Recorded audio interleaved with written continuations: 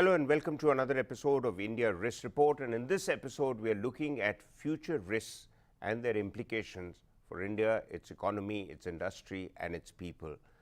An interesting, uplifting piece of news that has just come in is that the Indian economy has grown at 8.2% in the April-June quarter of this year. But at the same time, a piece of news which came in late last year was that in the last financial year, India had lost close to 742 billion or 8.6% of its GDP to violence and incidents of attacks and unruliness that mark sometimes agitations which go out of hand. So there is the positive side about the Indian economy, but there is also the threats that continue to dominate the narrative for anybody wanting to do business and have an industrialized impact on Indian society. And we have two experts who are very well placed to look at the issues related with the risks to India and its industry and its economy.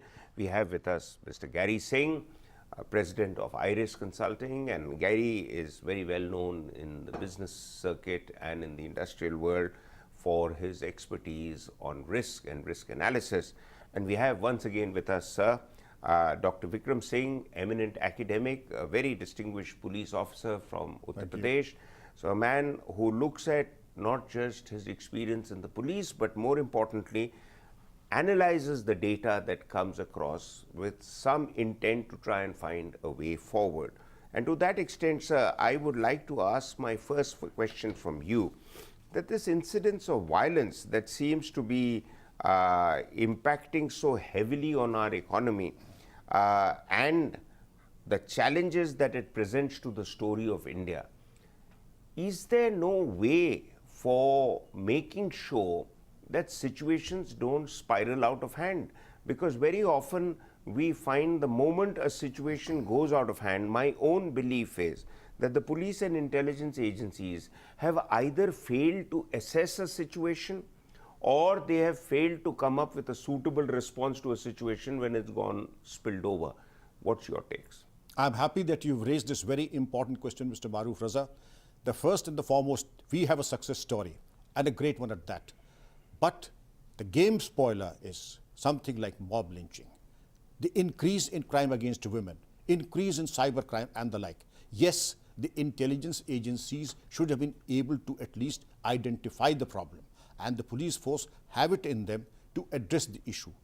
But there is some reluctance on the part of the police to be proactive in certain crime. I don't say cyber crime, I would say perhaps they need an upgradation of skills. But when it comes to crime against women, when it comes to things like mob lynching, I would say why the hesitation, why the dithering? They should have gone the extra mile to ensure that these crimes were not only nipped in the bud, but crushed in the bud. That does not seem to be clear. Until the time we give a no-nonsense signal that nobody would be spared, I think we have a long way to go. But what are the first steps to be taken, sir? The first step is that there should be a political message that you subscribe only to the rule of law, don't get carried away by local messages and local verbal instructions. The rule of law is very clear that there will not be mob lynchings. And if there at all is a mob lynching, come down like a ton of bricks on all the accused and ensure that there is no repetition of such crime. Invoke the provisions of the gangsters, the Makoka and the National Security Act. I doubt if these three provisions have been invoked anywhere in the country. And that I would like to have my note of dissent to the police leadership. Why have you not invoked? If you do not invoke these provisions, then what are you waiting for? Perhaps there is a message in not taking action at all. Is also a political message that goes out to those who are resorting to acts which are certainly not part of a civilized society. But Garry, smart cities in India, there have been about 3,000 smart city projects or even more, but they are making a lot of media headlines. But in reality, is there any steps or set of steps that we can really look back and say that this is standard set of steps across all the smart city projects to ensure that the project itself doesn't get derailed as and when it becomes its own enemy by becoming too good or too successful? Well, thanks for the question, but maybe I will take a few seconds to comment. I think smart city has become an unnecessary buzzword in the country. Does this mean once these smart cities will come up, only then we'll be living in a habitable state? Or people will live there and some of us who don't want to shift there will continue to live in unsmart cities? So it's a very unnecessary buzzword. But yes, if you're looking from the infrastructure point of view, looking from the investment for the infrastructure point of view, it is great. It is great if these infrastructure projects come up and produce an economic boost. In a certain limited manner they are doing as well. But imagine the impact, because we have not secured funding for all these projects adequately. Imagine the impact when these projects start failing. These projects do not provide the success we were looking for, because it's the same set of people which has destroyed our present city and habitat are now trying to manage new set of city to be made. Is it becoming a game to eat money, or is it a genuine something nice coming up? What has changed in smart city? So we are actually on a risky ground here. We're not really looking at brighter future, which is being so projected. We are on a riskier ground in case we are looking at only the smart city to be solution for Indian habitat. Okay, so well, that's very well put actually, because until smart cities come in, it doesn't mean nothing else was happening in India. But take it further. So there are cities and cities in India, and some of our cities, we pride them for being pretty much up to speed to world standards, at least in terms of the air communication links, at least in terms of the hotel industry, the services that is provided. Also in terms of some of the other facilities that we can provide in terms of business environment for people to fly in and do business and fly out. How can we protect these centers of growth from the spillover effect of the chaos and confusion that is often the case in the periphery? You're so very right, and a very poignant question at that. I would say that the malignancy and the negativity of other so-called sectors that are almost on the verge of collapse. Take, for example, the telecom sector. Take, for example, the banking sector. They used to be so wonderful at one point of time, and today on the verge of almost a collapse. But yes, the oasis of excellence that we have is to insulate them, to ensure that they have everything that they need, for, like security for one, adequate manpower, trained manpower, due protection of the state and the police, and if they are threatened by local politicians on frivolous grounds of agitation, they should be protected without questioning, without batting an eyelid. The ground reality is that time and again, an orchestrated agitation has the better of these, I would say, the air security, air travel, the hotel industry and the like. Because who will target these icons of excellence? Only those vested interests who would like them, drag them down to their level of incompetence. Garry, I mean, it's often been said that Indians are like a bunch of crabs. You put us in a basket and we'll get the other crab in also.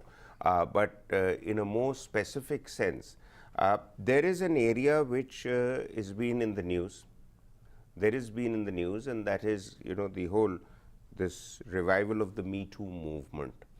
Now, we can go on and on about it, but briefly, how would it impact on the sense of security that women need to feel at the workplace? Because just Me Too has not spelled out what follow-up steps need to be taken to make women feel secure. Sure, I think that's very critical, because women constitute a large skill force which India has not well utilized till now. And with whatever the Me Too movement, or there have been a lot of other issues which have happened, this can actually deny India a large skill set, a very intelligent and balanced skill set still not available for much longer time. But as of now, if you're looking at steps, there is a mixed responsibility which lies here, because there are too many people who are trying to put fingers in all the directions, but nobody is saying, I will also do something about it. So this is not something which you can just push it to the government or to the corporate. There has to be a mixture. Thankfully, the laws exist, so don't worry about creating another law. I think there's a mixed responsibility from the corporate leadership. Yes, a fast actions from law enforcement and judiciary to be followed if something like this is reported. But I have one request as well, that Me Too should not wait for 10 years. Well, So it's a mixture. It's everybody's responsibility together. Yeah, it's a very important point you've raised, Garry, but we'll be back after a break to look at issues related with cyber threats, security, as well as industrial security, and most importantly, there are lots of still unsettled movements across the countries like Naxalism and insurgencies that need to be addressed, and that we'll do after the break.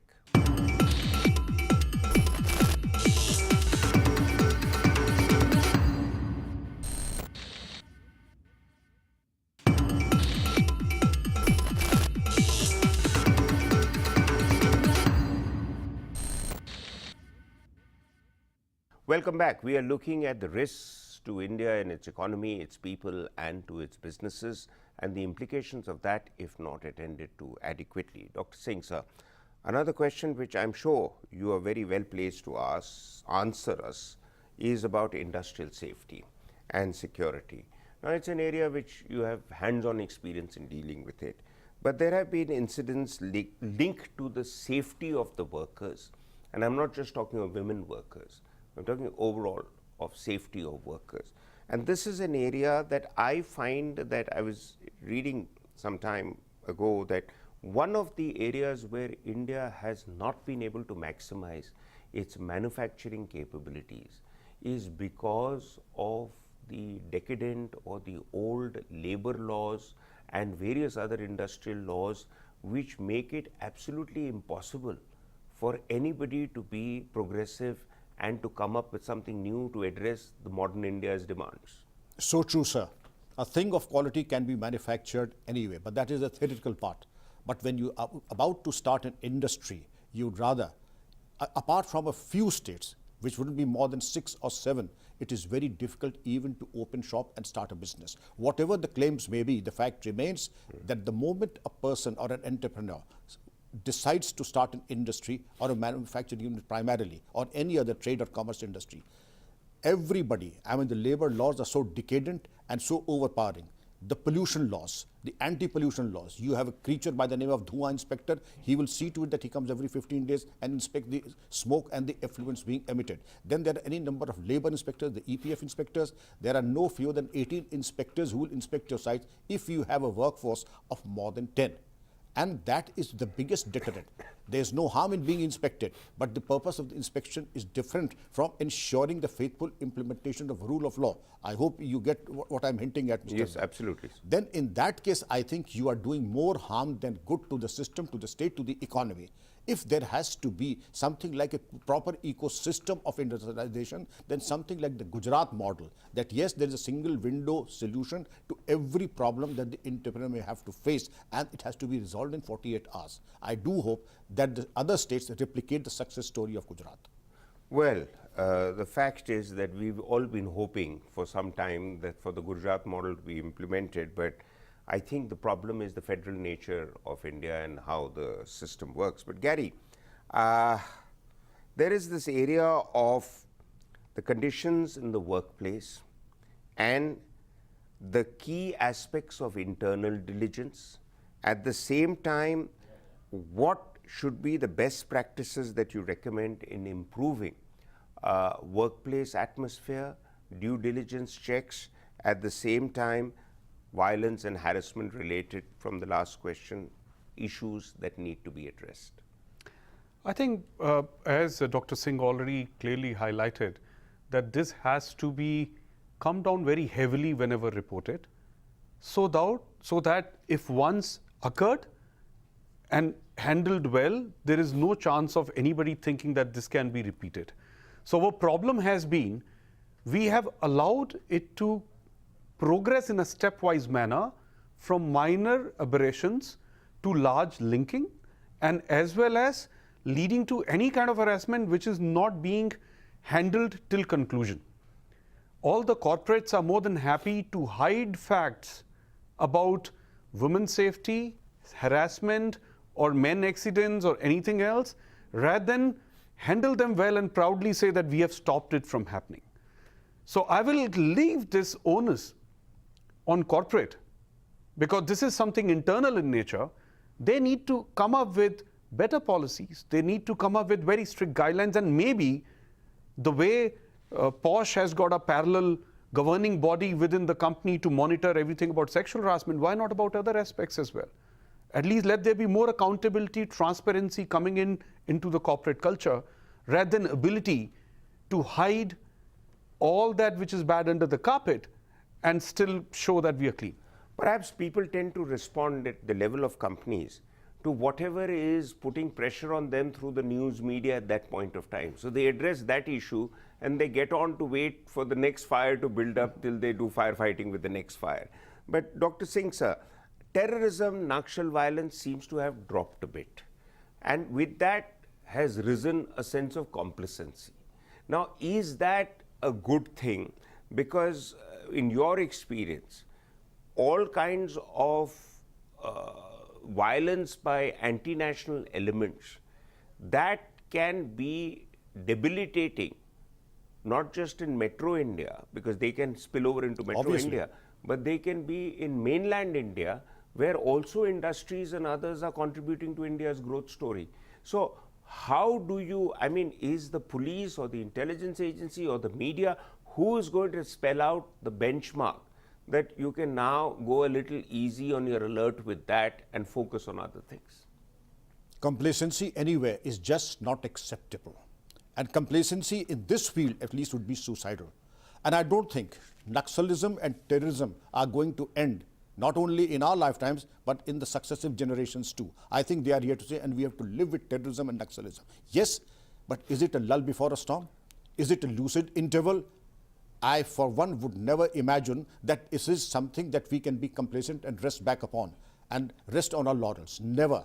And you have seen the heavy price that we have paid when we had a false sense of complacency and when we had the ambush and we lost brave and valiant men in that particular ambush. Complacency never. In this lucid interval, I would upgradation of our skills, fieldcraft, tactics, our weaponry, and our warfare capabilities also.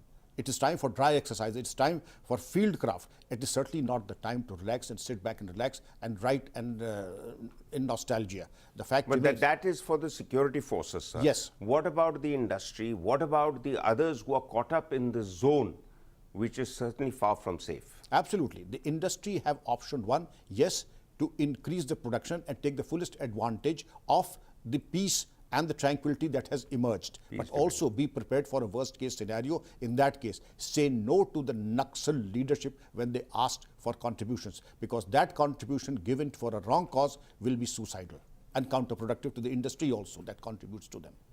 Right.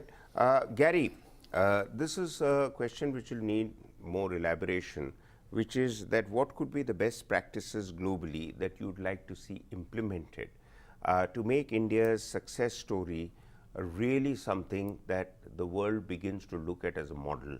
Today, I think the world looks at India's success story still with some element of skepticism. Let me give you an example, that while our automobile industry has moved forward, and to the surprise of many people, we are amongst the top 5 manufacturers of vehicles in the world.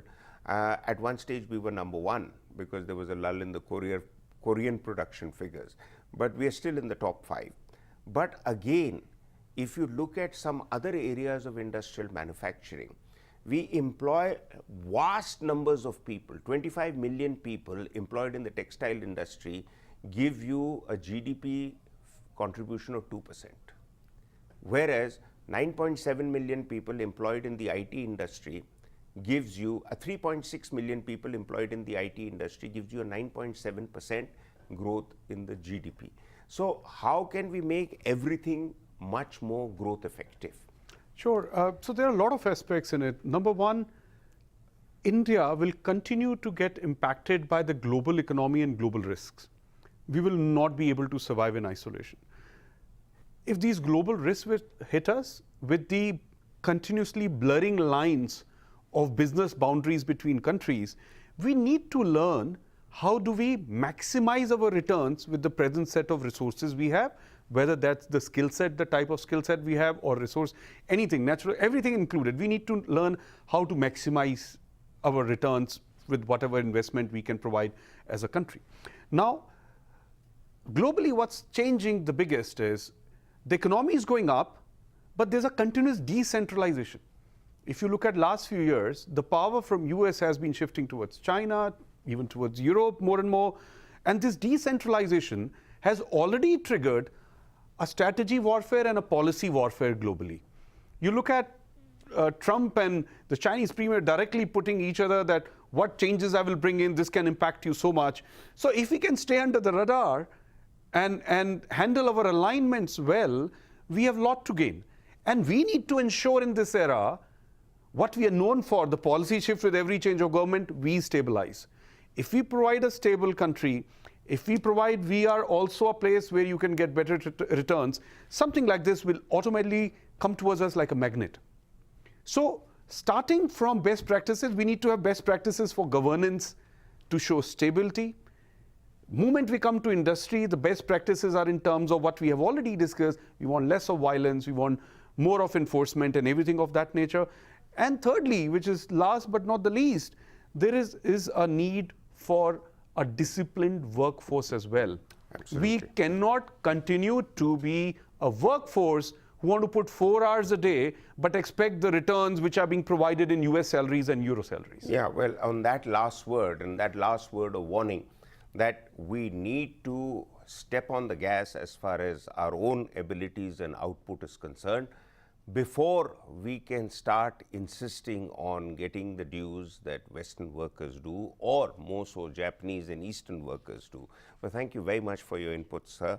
We'll be back next week with another episode. Until then, goodbye.